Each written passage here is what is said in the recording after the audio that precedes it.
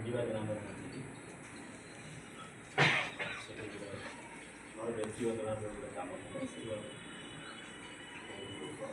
ଆଉ ସାର୍ ଯେତେବେଳେ এই বিভাগে ଯେଉଁ ଦାୟିତ୍ୱ ଗ୍ରହଣ ଦାୟିତ୍ୱ ଦେଉଥିଲେ ବହୁତ କିଛି ଆମ ପାଇଁ ଚିନ୍ତା ବି କରୁଥିଲେ ଆଲୋଚନା ବି କରୁଥିଲେ ଯେ ମୁହୂର୍ତ୍ତରେ ବି ଆମ ସାଙ୍ଗରେ ଆଲୋଚନା କରି ଯେକୌଣସି କଥାରେ ବି ତାଙ୍କର ଭୁଲ ହେଉ କିମ୍ବା ଠିକ୍ ହେଉ କଥାଟାକୁ ଯେଉଁ ଭାବରେ ଯେଉଁ ଢଙ୍ଗରେ ଯେଉଁ ଗ୍ରହଣ କରିଯାଉଥିଲେ ସେଇ ଜିନିଷଟାକୁ ଆମ ପାଇଁ ଆମ ହୃଦୟକୁ ବି ଛୁଇଁଥିଲା।